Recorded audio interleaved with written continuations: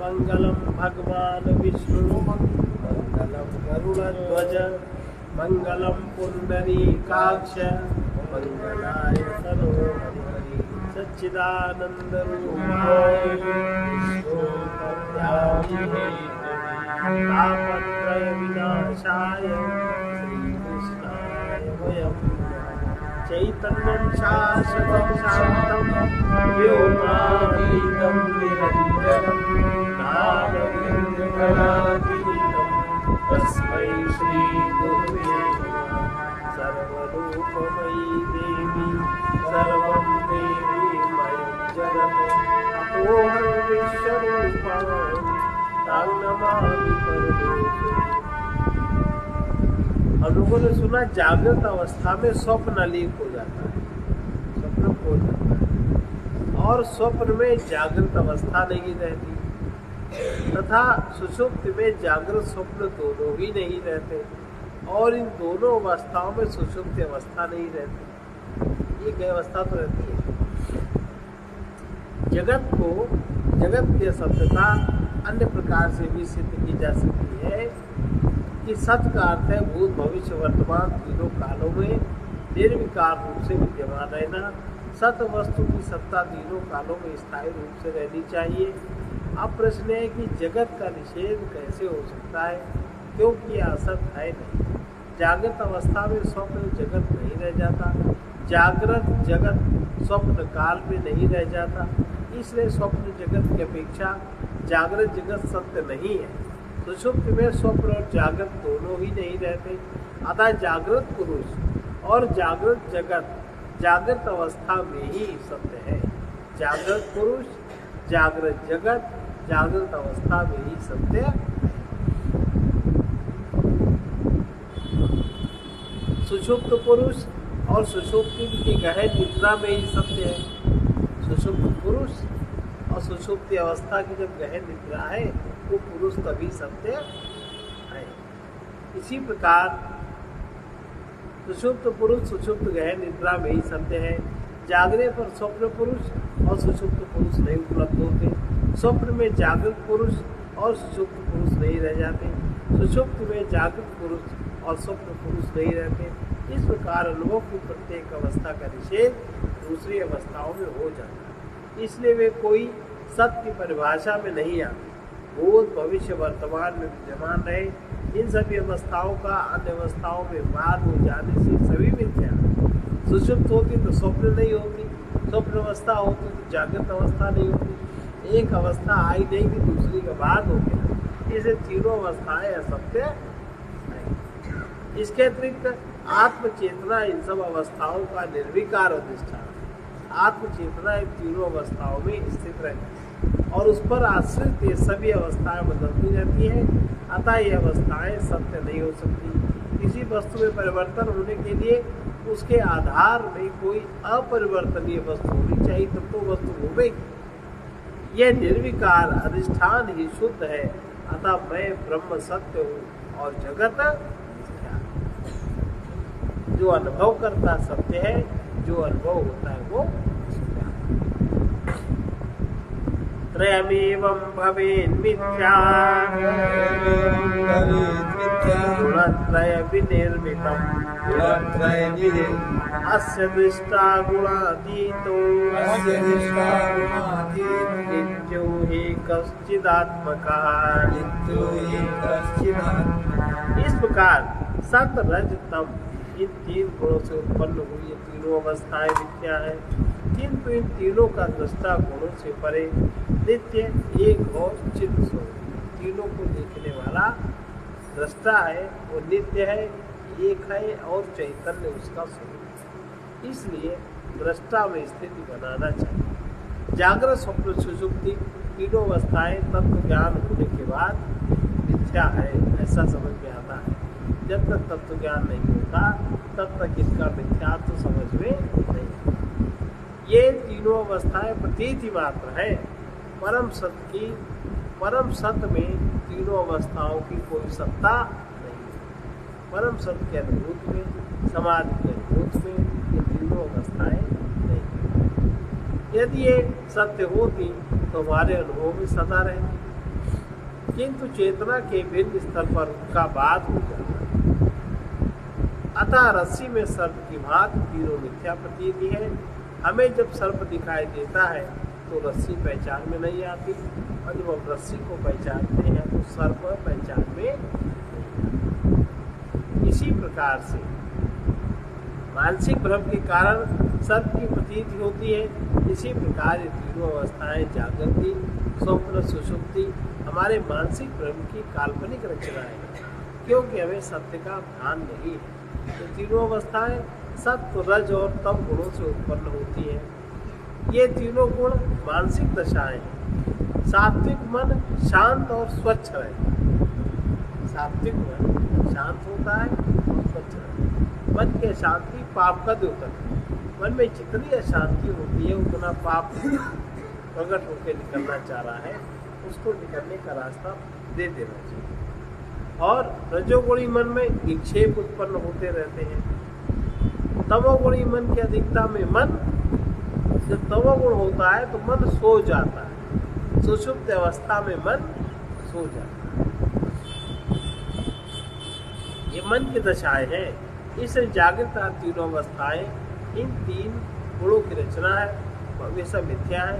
किंतु जिस चेतना के प्रकाश में ये तीनों अवस्थाएं प्रकाशित हो रही हैं, वो तीनों काल में विद्यमान रहती है, उसका बात कभी नहीं होता। ये चेतना ही मैं हूँ, ये अनुभूति होनी चाहिए। यही ब्रह्म है जो ज्ञानी पुरुष इस आत्म भाव में स्थित हो जाता है और जागृत, स्वप्न, सुषुप्ति तीनों अवस्थाओं से अपने को पृथक किए रहता है। वो तीनों गुणों के पार है, वो सिद्ध पुरुष है और गुणों के किसी बंधन में वो नहीं आता। यद्वन्मृदि घट भ्रांतिं सुप्तौ वा रजति स्थितं, सुप्तौ वा रजति स्थितं, तद्वद् ब्रह्मणि जीवत्वं,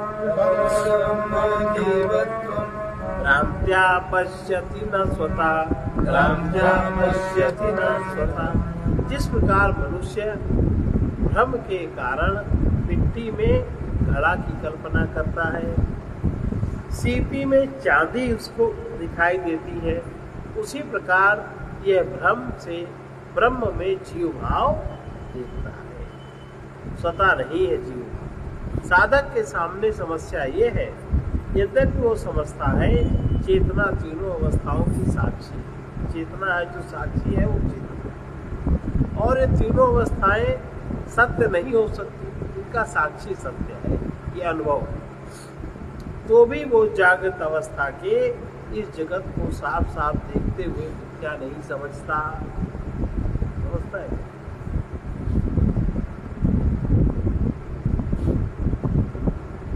यद्यपि तर्क के द्वारा सिद्ध तीनों अवस्थाएं भ्रांति मात्र है, किंतु इनका तात्पर्य स्वीकार करना, इसका मतलब ये बड़ा कष्टकारी है। स्वीकृत नहीं हो पाता। ये कैसे हो सकता है? इन तीनों की स्वीकृति कैसे हो सकती है कि ये मिथ्या, और हम सत्य की अनुभूति कैसे स्थिर रह सकती है? ये कह रहे जगत तो मिथ्या और चेतना सत्य हो। जगत मिथ्या हो और चेतना सत्य हो। यदि ये सब कुछ ब्रह्म ही है तो हमें उसका अनुभव क्यों नहीं? वो तो होता है। तीनों अवस्थाएं जब आप देखते हो, जब आप अवस्थाओं को देखते हो तब अनुभव होता है कि देखने वाला सत्य है, यही ब्रह्म है। और जब तीनों अवस्थाओं को आप नहीं देखते हो, आप जब तीनों अवस्थाओं में जीने लगते हो, तो अवस्थाओं को जब मैं मानने लगते हो, तो वहीं से पर्दा आ जाता है। अज्ञान के कारण ये नाम रूप जगत मानसिक कल्पना से उत्पन्न हुआ केवल एक भ्रम है। स्वप्न पुरुष ये नहीं जानता कि वही जागृत पुरुष है। जानता है क्या? स्वप्न पुरुष स्वप्न में ये नहीं जानता कि वही जागृत अवस्था में जागृत अवस्था उसने अनुभव करी। और जिस क्षण ध्यान जागृत हो जाता है, ज्ञान जागृत हो जाता है, उस क्षण स्वप्न में ये अनुभव होता है हम तो स्वप्न देख रहे हैं, हम ही जागृत अवस्था में थे। बस इतना ही होता है।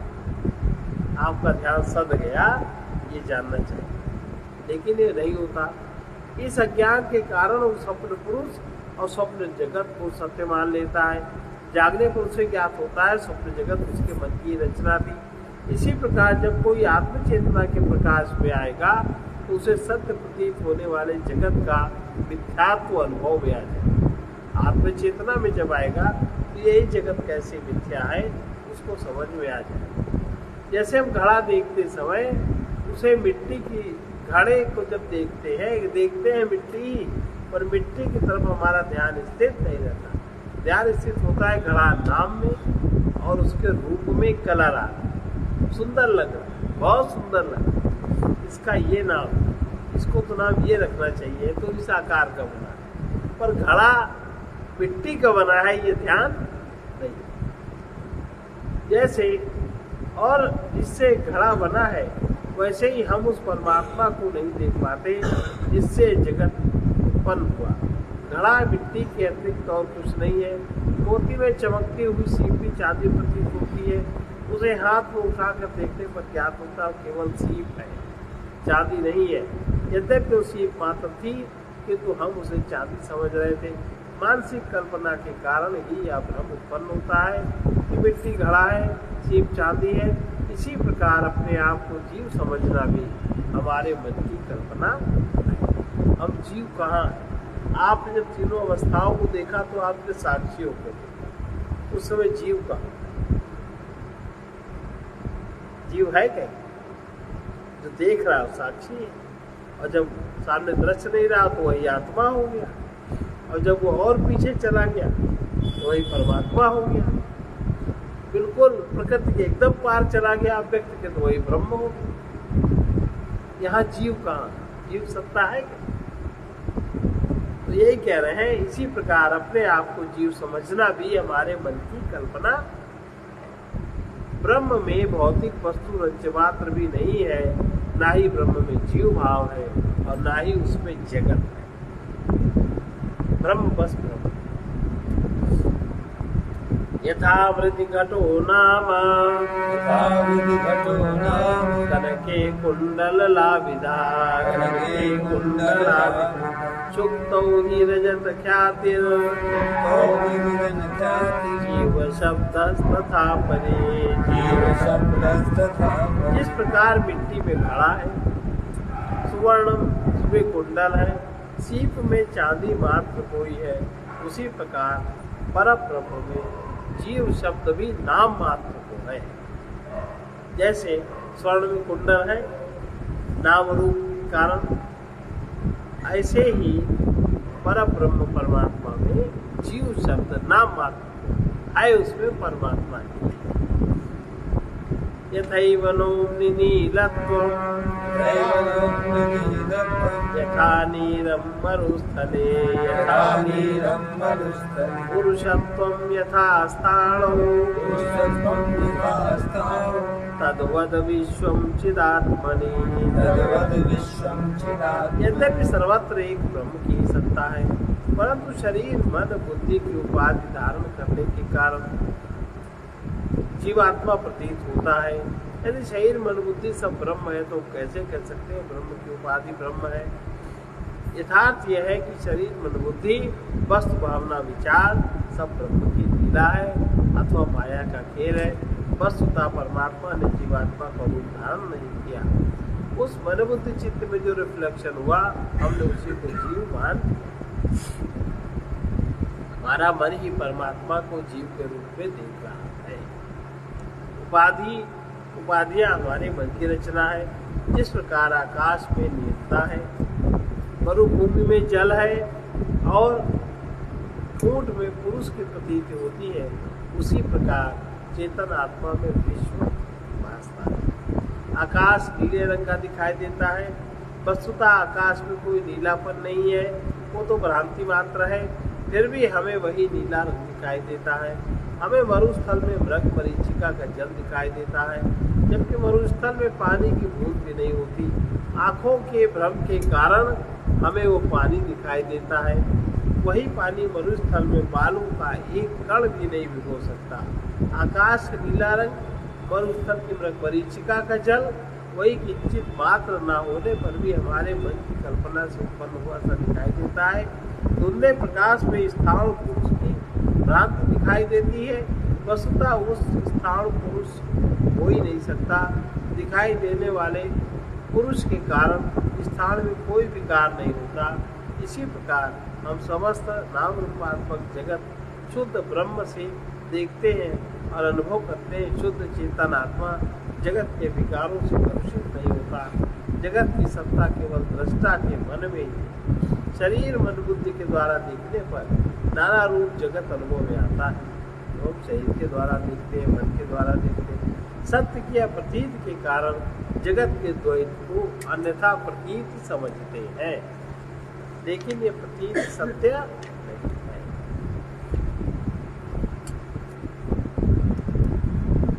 यथैव शून्ये वैतालो गन्धर्वाणां पुरं यथा यथाकाशे द्विचन्द्रत्वं तद्वत् सत्ये जगत्स्थिति। जैसे शून्य में बेताल सन्नाटा हो, हवा की आवाज लगता है, बेताल कोई है, होता है। गंधर्व नगर की तथा आकाश में दो चंद्रमाओं की स्थिति, वैसे ही सत में संसार की स्थिति। एकांत स्थान में अकेले जाते समय बेताल का अनुभव हो सकता है। ऐसे स्थान में यदि एक पेड़ की एक पत्ती भी गिरती है तो चाहे समझ में आता हो, ऐसा लगता है कि बेताल की आवाज हुई और डर लगने लगता है। वन में इस प्रकार की घटनाएं घटती रहती हैं। बेताल मन की कल्पना से उत्पन्न हुआ होता है। कभी बादलों को ऊपर अगर देखते हैं तो वहाँ नगर, ऊंचे मकान, सड़कें, बाजार, चलते फिरते मनुष्य दिखाई देते हैं। वस्तुतः बादलों में ऐसा कुछ भी नहीं है, वो भी मन की कल्पना है। जो कुछ भी दिखाई देता है वो सब भ्रांति है। नेत्र दोष के कारण हमें आकाश में दो चंद्रमा दिखाई पड़ सकते हैं। वस्तुतः चंद्रमा तो एक ही है। दो चंद्र में एक ही सत्य है, दूसरा मिथ्या है। दूसरा चंद्रमा वहाँ न होने पर भी हम देख सकते हैं। इस प्रकार जब हम बाहर जगत की ओर देखते हैं तो वहाँ जगत दिखाई देता है। यह तो अपनी इंद्रियों का दोष है, जिसके कारण द्वैत न होने पर भी हमें जगत का द्वैत समझ में आता है। शुद्ध चेतना में द्वैत की सत्ता रंच मात्र नहीं है। जब हम मन के द्वारा जगत देखते हैं, चित्त के द्वारा देखते हैं, तो हमें द्वैत का अनुभव होता है। ब्रह्म एक अद्वितीय है, उसमें द्वैत का नाम नहीं है। यह जगत जो हम देखते हैं ये विकृत मन की उपज, मन का विकार, ये वही उत्पन्न होता है, वही समाप्त होता है। यथा तरंग कल्लोलै जलमेव स्फुरत्यं जलमेव स्फुरत्यलं पात्ररूपेण ताम्रम्ये ब्रह्मांडो घैस्तथात्मता।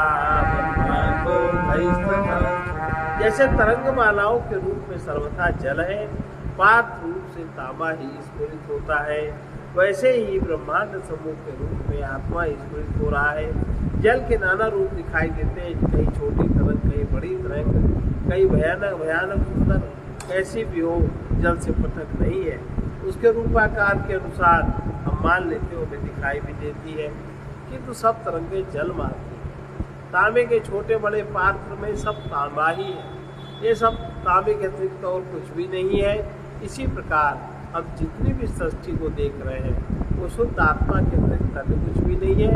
जैसे विभिन्न आकार की तरंगे, छोटी बड़ी भीषण तरंगे, सुंदर तरंग के ये अनेक रूप हैं। और जैसे घट, ऊपर, तस्तरी, प्याला आदि पात्र सब तांबे के ही हैं, वैसे ये एक अद्वितीय सत तत्व जगत के नाना रूपों में ही व्यक्त हो रहा है। वास्तव में समस्त विश्व ब्रह्म के अतिरिक्त कुछ भी नहीं है। हमारी इंद्रियों की अपूर्णता के दोष में ये समस्त द्वैत दिखाई देता है। जिस प्रकार घट नाम से पृथ्वी और पट नाम से तंतु का अनुभव होता है, माने धागा। घड़ा जब कहते हैं तो पृथ्वी, और जब पट कहते हैं तो तंतु। उसी प्रकार जगत नाम से चिद शक्ति भास रही है, ऐसा समझना चाहिए। उस जगत का वाद करके चिद शक्ति को पहचानना चाहिए, उसी में अपनी स्थिति बनानी चाहिए।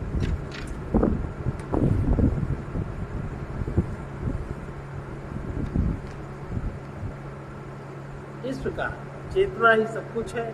हम नाना रूप से जगत देखते हैं, क्योंकि हमें विषयों की कामना है, क्योंकि उनमें हमारी आसक्ति है, क्योंकि हमें भोग इच्छा है। इस प्रकार नाना रूप से निषेध करने पर हम शुद्ध चेतन स्वरूप ब्रह्म का अनुभव कर पाते हैं। जब तक हम शरीर मन बुद्धि से तादात्म्य कर उसके द्वारा देखते हैं, तब तक हम स्वयं दृष्टा भावक विचारक बन जाते हैं और वस्तु भावना विचार का अनुभव करने लगते हैं। वस्तु भावना विचार शुद्ध आत्म चेतना के अतिरिक्त कुछ भी नहीं है। शरीर मन बुद्धि के विकारों के कारण ही उनके विद्यमान होने की भ्रांति होती है, किंतु जो व्यक्ति शरीर मन बुद्धि के पार निकल गया है, उसे वो समस्त विश्व एक अद्वितीय ब्रह्म दिखाई देता है। इस प्रकार हम लोगों ने 59 श्लोकों से लेकर 64 तक सभी श्लोक ब्रह्म और जगत का संबंध निर्धारित करते हैं। इसमें भी कहा गया है जगत ब्रह्म के अतिरिक्त तो कुछ नहीं है। शरीर मन बुद्धि के दोषों के कारण ब्रह्म के स्थान में नाना रूप जगत के भाग उत्पन्न होते हैं। अब ब्रह्म की सर्वात्मकता, ब्रह्म सर्व कैसे है, ये हम लोग कल सुनेंगे।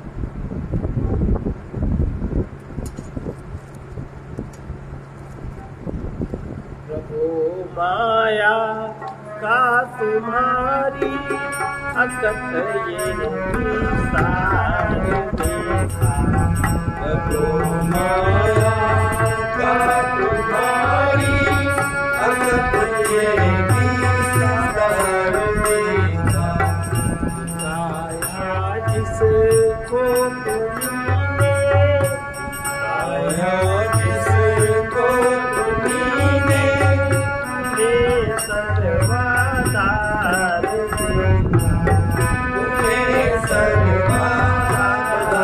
देखा, विमुख हो तुमसे विषमता, विमुख हो तुमसे विषमता, व्यथामय व्यापार देखा, व्यथामय व्यापार देखा,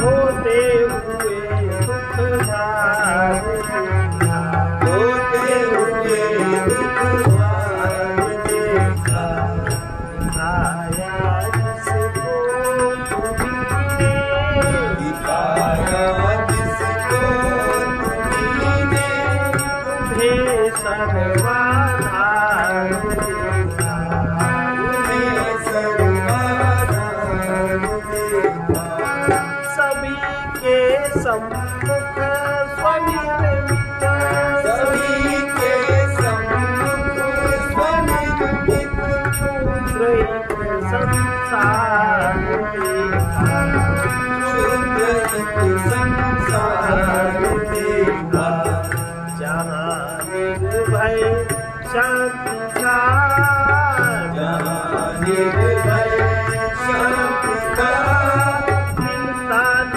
कुछ आधार देखा, मिलता न कुछ आधार देखा, जीव को रोते हुए, जीव को रोते हुए, रोते हुए दुख भार देखा, रोते हुए दुख भार देखा, जबकि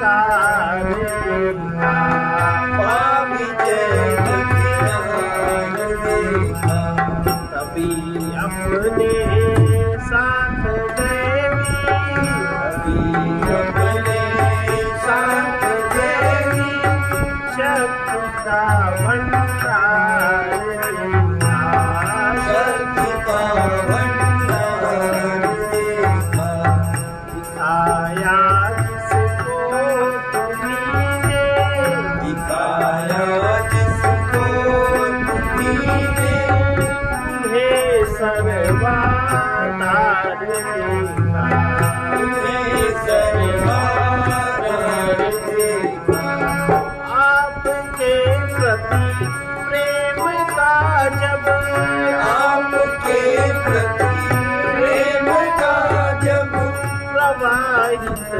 उद्गार देखा, प्रवाहित उद्गार देखा, तभी परमानंद मिलो, अभी परमानंद को हृदय भर साकार देखा, हृदय भर साकार देखा, तभी अपने साथ देवी, अभी अपने साथ देवी, शक्ति का भंडार देखा, शक्ति का भंडार देखा, देह अभिमत छोड़कर जब, ये अभिमत छोड़कर जब ज्ञान से संसार देखा, ज्ञान से संसार देखा, पथिक दिव्या लोक में तब, पथिक दिव्या लोक में तब मुक्ति मंदिर द्वार देखा, मुक्ति मंदिर द्वार देखा, प्रभु माया का तुम्हारी, प्रभु माया का तुम्हारी, अकथ यह विस्तार देखा, अकथ यह विस्तार देखा, अखंड प्रसन्नता चाहते हो तो अपने में ही प्रियतम की स्थापना कर लो। जिसके मन से वस्तुओं का चिंतन ध्यान निकल जाता है उसका मन परम प्रभु के ध्यान में स्वतः लग जाता है। सर्वे भवन्तु सुखिनः, सर्वे सन्तु निरामयाः, सर्वे भद्राणि पश्यन्तु मा कश्चित् दुःखभाग् कृष्णाय वासुदेवाय हरये परमात्मने प्रणतक्लेशनाशाय गोविन्दाय नमो नमः। उग्रवीर महाविष्णु ज्वलन्तं सर्वतोमुखं ज्वलन्तं सर्वतोमुखं नृसिंहं भीषणं भद्रं नृसिंहं भीषणं भद्रं मृत्युं नमाम्यहम् मृत्युं नमाम्यहम्। असतो मा सर्वमय तमसो मा ज्योतिर्गमय मृत्योर्मामृतंगमय। ॐ पूर्णमदः पूर्णमिदं पूर्णात् पूर्णमुदच्यते पूर्णस्य पूर्णमादाय